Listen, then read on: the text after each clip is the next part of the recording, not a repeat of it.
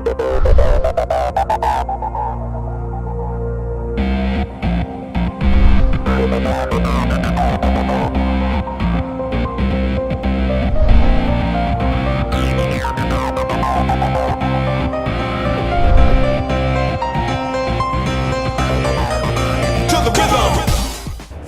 SuperCon in Miami Beach. Ran into this guy, Jeremy Shada. Jeremy, it's good to see you here. It's good to be here. Thanks for having me, man. Yeah. What's going on, guys? Yeah, this is a pleasure because we were just talking about you and your character and some of the new stuff that you're doing. Yeah. I mean, obviously people know you from Adventure Time. That's a given. For sure. It's a given. Yeah. Finn the Human is pretty cool. Yeah. The kids like Finn the Human. He's a lot of fun. I got to get up on that. I really do. I've got little ones myself. Oh, I yeah. need to get them into watching this. You know, the good thing about Adventure Time is it is something you can definitely watch, you and your kids, and not want to totally just hit the wall while you're watching, because there's stuff in there that is very enjoyable for you as well as the kids. You know, it's not like if you're watching like a little 3-year-old show and you're like, oh my god. Oh, don't worry. Yeah. I'm watching Bubble Guppies now, and I'm going. There you go. Yeah, and they're done with it, and I'm like, wait. Let me see what happens. No. Let me see if he makes it out. Yeah. So I'm all right with that. Good, I'm good. Now you're doing also your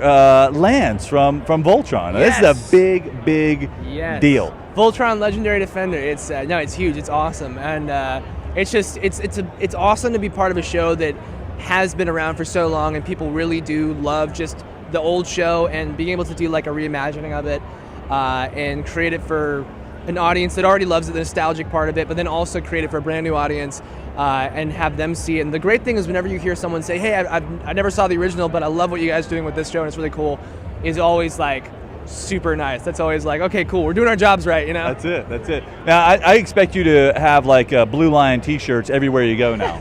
I mean, I gotta get some custom made. I don't think they have any like the t-shirts merchandise yet. Once they do, I'm gonna buy all that stuff.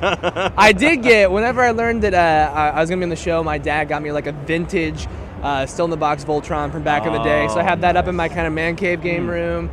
And I have a custom Voltron baseball cap that's pretty much just for like cast and crew and stuff. Very cool. Yeah. That's I was talking to somebody else about the new series. Yeah. And they were saying how the big thing when I was a kid, it was like $80, you know, and I was like, yeah, we were too poor, we couldn't afford that. And nowadays that's like a lunch at a con. Exactly. Literally everybody fell in love with Voltron back then, and it's good to see that whole piece come out. Oh yeah. And I know we talked off camera a little bit about it, but I am revved up to see season 2 now.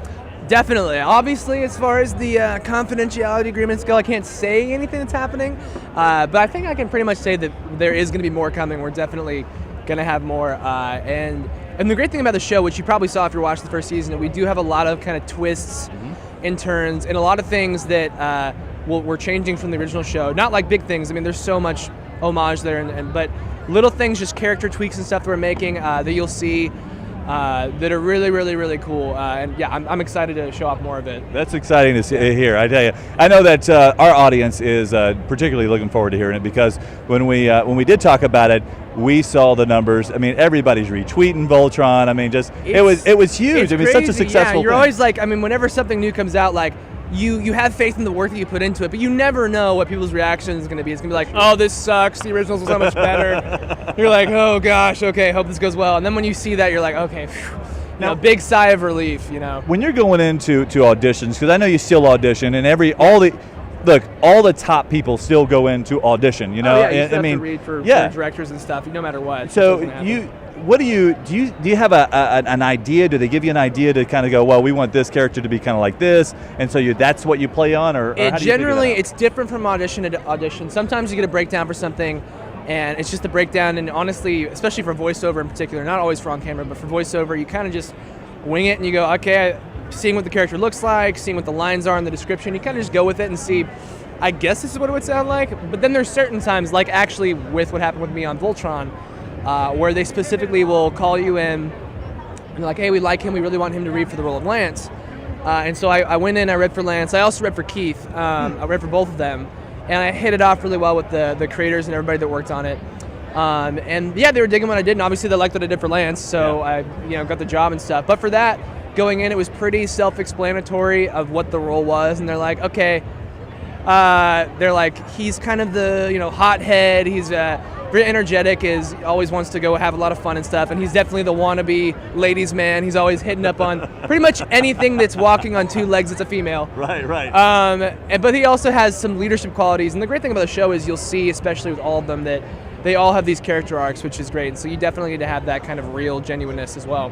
But for that one, it was pretty, they're like, yeah, we like your normal voice, we like what you're doing, and just kind of give on that, like, hello there, you know, like kind of flirty persona, and that's kind of what it was. It was like it's like space Sokka. Yeah. It's like Sokka from The Last Airbender, pretty much, which is it's cool. Yeah. It turns out really nicely, and it sells. I mean, you sell the character. Just Thank so you know. you very much. Yeah. I appreciate that. Yeah. I hope so. Yeah, it's good. It's good. Now, what are you watching outside of? You have your own work.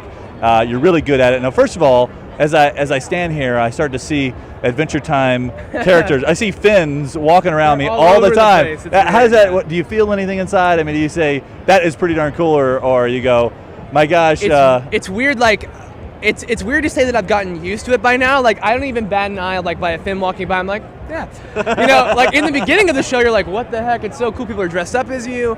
The only time I usually bat an eye now is if it's like someone dressed up as like such a D-list character from the show that you're like, they're in like one episode, but they're like fully cosplayed as that, and you're like, nice, you're a mega nerd. Like, you really know this show, you know. That's gotta be fun. Yeah. It's pretty simple to put the white thin hat on with the blue shirt and some shorts. You know, it's always a great cosplay. Yeah. It's so instantly recognizable. It's pretty simple.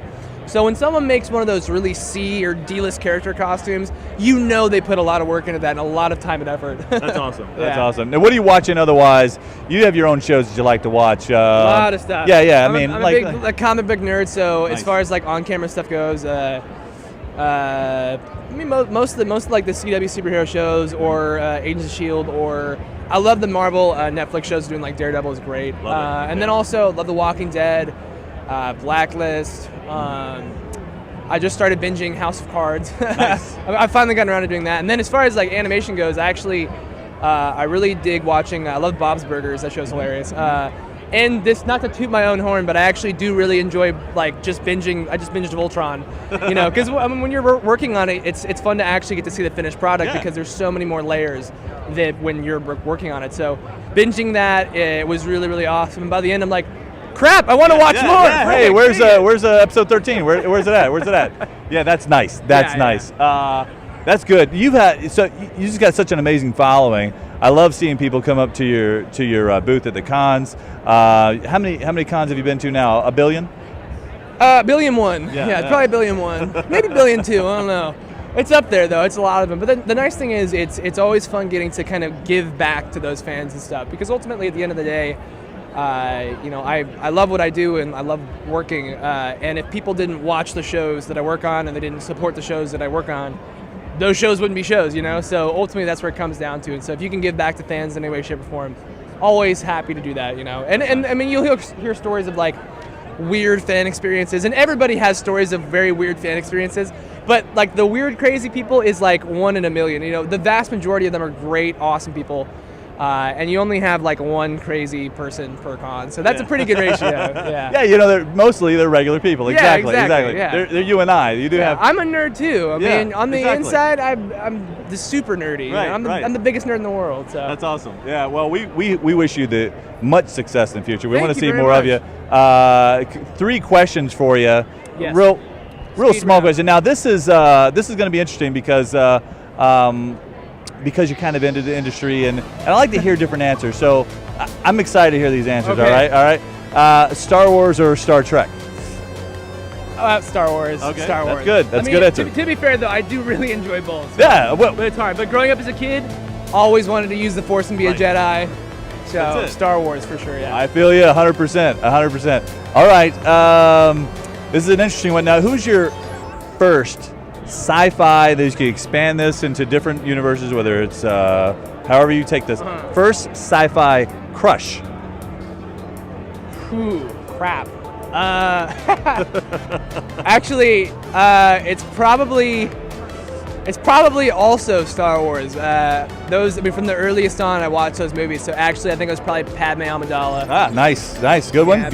Back in the day, hey, yeah. You can't argue with that. Can't go wrong with that, man. Yeah. No, not at all. all right. Finally, who's your being in voice? Your favorite Disney character? Crap. Man, you think these questions are the easy ones? They always end up being the hardest ones. Yeah. Probably. Oh no, I know this.